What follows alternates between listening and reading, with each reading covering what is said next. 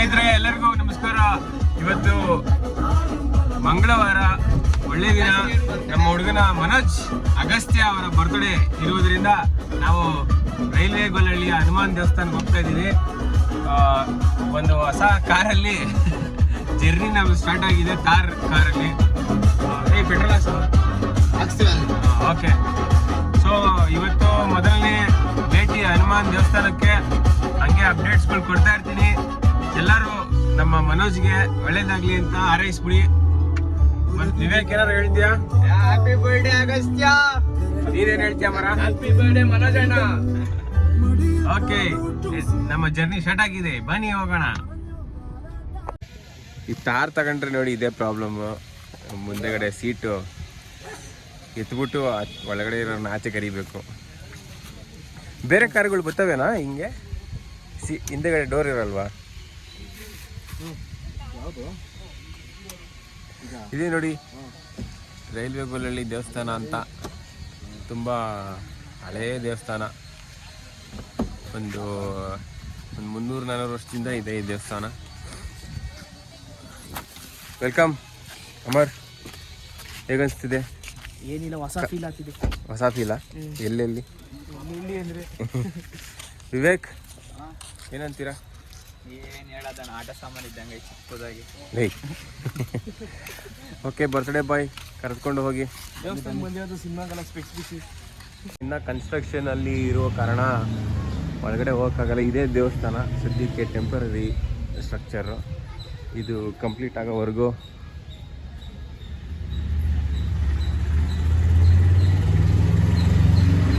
ಇನ್ನೂ ಕಂಪ್ಲೀಟ್ ಆಗಿಲ್ಲ. ಇನ್ನೂ ತುಂಬ ಟೈಮ್ ಬೇಕಾಗುತ್ತೆ ಅನ್ಸುತ್ತೆ.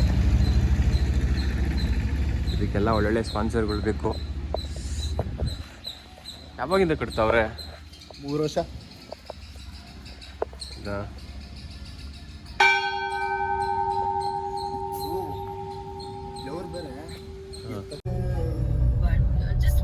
Hi guys, just for A change blogger ಈಗ ಡ್ರೈವಿಂಗ್ ಅಲ್ಲಿ ಇದ್ದಾರೆ. ಸೊ ಅವ್ರ ಕೆಲಸ ನಾನು ಮಾಡ್ತಿದ್ದೀನಿ, ನನ್ನ ಕೆಲಸ ಸ್ವಲ್ಪ ಅವ್ರು ಮಾಡ್ತಿದ್ದಾರೆ. ಇದ್ದಾನೆ ಹೇಳೋಣ. ಲೈಫಲ್ಲಿ ಫಸ್ಟ್ ಟೈಮ್ ಕಾರ್ ಓಡಿಸ್ತಾ ಇದ್ದೀನಿ. ಕಾರ್ ಓಡಿಸಿದ್ದೀನಿ, ಬಟ್ ಕಾರ್ ಓಡಿಸ್ತಿರ್ಲಿಲ್ಲ. ಚೆನ್ನಾಗಿದೆ. ಒಂಥರ ಪವರ್ ಎಲ್ಲ ಒಂಥರ ಪವರ್ಫುಲ್ ಆಗಿ, ಇಂಜಿನ್ನು ಏನು ಗೇರ್ ಹಾಕ್ತಿದ್ದಂಗೆ ರಪ್ಪ ಅನ್ನಂಗೆ ಮುಂದಕ್ಕೆ ಹೋಗುತ್ತೆ. ಒಂಥರ ಸಖತ್ತಾಗಿದೆ. ಒಂದು ಬಜೆಟ್ ಸ್ವಲ್ಪ ಜಾಸ್ತಿ, ಬಟ್ ತಗೊಳ್ಳೋಣ ಅಂತ ನನಗೂ ಆಸೆ. ಆದರೆ ಏನು ಮಾಡೋದು, ಸೆಕೆಂಡ್ಸಲ್ಲಿ ಯಾವ್ದಾರ ಒಂದು 10 ಲಕ್ಷಕ್ಕೆ ಸಿಕ್ಕರೆ ತಗೊಂಬಿಡೋಣ ಅಂತ. ಅದು ಯಾವುದು ಸಿಗಲ್ವೇ. ಹಾಯ್ ಗೈಸ್, ದೇವಸ್ಥಾನಕ್ಕೆ ಹೋಗಿದ್ವಿ, ಬಂದ್ವಿ. ನಮ್ಮ ಹುಡುಗ ಬಾರೋ ಜೊತೆಗೆ ಅಂತ ಹೋಗಿದ್ದೆ. ಅವನು ವರ್ಕ್ ಫ್ರಮ್ ಹೋಮ್ ಇತ್ತು. ದೇವಸ್ಥಾನಕ್ಕೆ ಬಾರೋ ಅಂದ್ರೆ ಲ್ಯಾಪ್ಟಾಪ್ ತಗೊಂಡು ಇಲ್ಲೇ ಮೀಟಿಂಗ್ ಅಟೆಂಡ್ ಮಾಡ್ತಿದ್ದಾನೆ. ವರ್ಕ್ ಫ್ರಮ್ ತಾರ್ ಮಾಡ್ತಿದ್ದಾನೆ ಅವನು. ವಿವೇಕ್, ತೋರ್ಸಪ್ಪ ನಿನ್ನ ಕೆಲಸನ. ಚೆನ್ನಾಗಿದೆಯಾ ಒಳಗಡೆ? ಹೆಂಗನ್ಸಿದೆ ವಿವೇಕ್ ಹಿಂದಗಡೆ? ಚೆನ್ನಾಗಿದೆ, ನೆಕ್ಸ್ಟ್ ಲೆವೆಲ್. ಓಕೆ ಅಮ್ಮ, ನೆಕ್ಸ್ಟ್ ವೀಕಲ್ಲಿ ಸಿಗ್ತೀವಿ. ಬಾಯ್. ಮಸ್ತಾಗಿದೆ. ಸೊ ಸ್ನೇಹಿತರೆ, ಅಲ್ಲಿಂದ ದೇವಸ್ಥಾನ ಎಲ್ಲ ಮುಗಿಸ್ಕೊಂಡು ಬಂದು ನಮ್ಮ ಹುಡುಗ ಆಶೀರ್ವಾದ ತಗೊಂಡು ಬಂದು ಇವಾಗ ನಾವು ಊಟಕ್ಕೆ ಅಂತ ಬಂದಿದ್ದೀವಿ ಒಂದು ಹೋಟೆಲ್ಗೆ. ಯಾವ ಹೋಟೆಲ್ಲು ಅಂತಂದರೆ ಆಶ್ಚರ್ಯಗೊಳ್ತೀರಾ. ಇಲ್ಲ, ವೆಜಿಟೇರಿಯನ್ ಹೋಟೆಲ್ಗೆ ಬಂದಿದ್ದೀವಿ, ನಮ್ಮ ಹುಡುಗನ ಪ್ರಯುಕ್ತ. ಆಮೇಲೆ ನಾನ್ ವೆಜ್ ಎಲ್ಲ ಮನೇಲಿ. ಎಲ್ಲಿ ಬಂದಿದ್ದೀವ? Vegetarian hotel, veg hotel. Veg hotel ಕೆಲಸ ಮಾಡ್ತಿದ್ದೀಯ ಹೆಂಗ ನೀನು? ಮಾಡ್ತಾ ಇದ್ದೀನಣ್ಣ. ಎಷ್ಟು ಜಾಸ್ತಿ ಇದೆಯಾ ಕೆಲಸ? ಜಾಸ್ತಿ ಇಲ್ಲ, ಸ್ವಲ್ಪ ಇದೆ. ಮಚ್ಚನ್ ಬರ್ತಡೆ ಅಲ್ವಾ, ವೈಪ್ ಮಾಡ್ತಾ ಇದ್ದೀನಿ. ವೈಪ್ ಮಾಡ್ಕೊಂಡು ಕೆಲಸ ಮಾಡೋದು. ವೈಬ್ಗೆ ಏನೂ ಇಲ್ಲ. ವೈಪ್ಗೆ ಜಾಲಿ ಜಾಲಿ ಸ್ಟಾರ್ಟ್ ಆಗುತ್ತೆ ಇನ್ನೊಂದು 2 ನಿಮಿಷ. ಆದರೂ ನೋಡೋದು ನಿಂದೇ ಲೈಫ್ ಗುರು. ಹೆಂಗ್ ಗುರು, ಹೋಟೆಲಲ್ಲಿ ಕೂತ್ಕೊಂಡು ಕೆಲಸ ಮಾಡ್ತೀಯ, ಕಾರಲ್ಲಿ ಕೂತ್ಕೊಂಡು ಕೆಲಸ ಮಾಡ್ತೀಯ. ನಾವು ಹೊಟ್ಟೆ ಪಾಡು ಏನೋ ಮಾಡ್ತೀವಿ, ಬೇಡವಾ ಹೇಳ್ರಿ. ನಿಂದೇನಪ್ಪ, ಏನು ಮಾಡ್ಕೊಂಡಿದ್ಯಾ ರಜಾ? ನಮ್ದು ಏನಿಲ್ಲ, ಇವಾಗ ಫಸ್ಟ್ ಪಿ ಓದ್ತಾ ಇದ್ದೀವಿ. ಇಲ್ಲ, ಏನು ಮಾಡ್ತಿದ್ಯಾ ರಜಾ? ನಾವು ಏನಿಲ್ಲ, ಇವಾಗ ಫಸ್ಟ್ ಪಿ ಓದ್ತಾ ಇದ್ದೀವಿ. ಎಲ್ಲಿ? ನಾಗಾರ್ಜುನ ಕಾಲೇಜ್, ನಮ್ಮ ಯಾವ ಊರು ನಿಮ್ಮದು? ನಮ್ದು ಹೆಸರುಗಟ್ಟ ಪಕ್ಕ ಇವರ್ಕಂಠಪುರ ಅಂತ. ಏನು ಇವರಕಂಠಪುರ ಅಂದರೆ? ಇವರ್ಕಂಠಪುರ ಅಂದರೆ 5 ಜನ ಪಂಚಪಾಂಡವರು ಒಂದೇ ಅಲ್ಲಿ ವಾಸ ಇದ್ರಲ್ಲಿ, ಅದಕ್ಕಾಗಿ ಎಲ್ಲ ಇವರ್ಕಂಠಪುರ ಅಂತ ಹೆಸರು ಬರ್ತದೆ. ನಿಮ್ಮ ತಂದೆ ಏನು ಮಾಡ್ಕೊಂಡಿದ್ದಾರೆ? ನಮ್ಮ ತಂದೆ ಫಾರ್ಮರು. ತಂದೆ ಊರಲ್ಲಿ ಸೊಸೈಟಿಯಲ್ಲಿ ಕೆಲಸ ಮಾಡ್ತಿದ್ದಾರೆ. ಓಕೆ.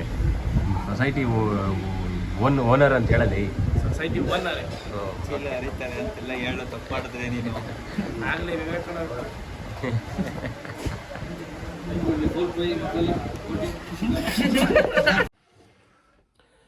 ಸೊ ಎಲ್ಲ ಗೈಸ್, ಇವತ್ತು ನಾನು ನನ್ನ ಬೆಳಗಿನ ಪ್ರೋಗ್ರಾಮ್ ಮುಗಿಸ್ಕೊಂಡು ನಾನು ಆಫೀಸ್ ಕಡೆ ಬಂದೆ.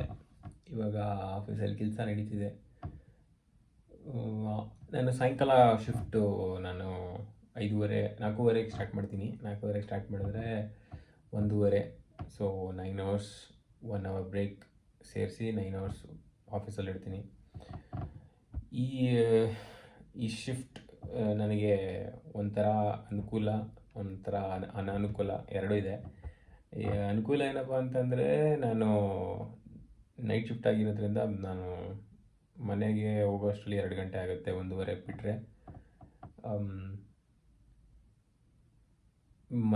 ಮಲಗೋಕ್ಕೆ 2:45-3 ಗಂಟೆ ಆಗ್ಬಿಡುತ್ತೆ.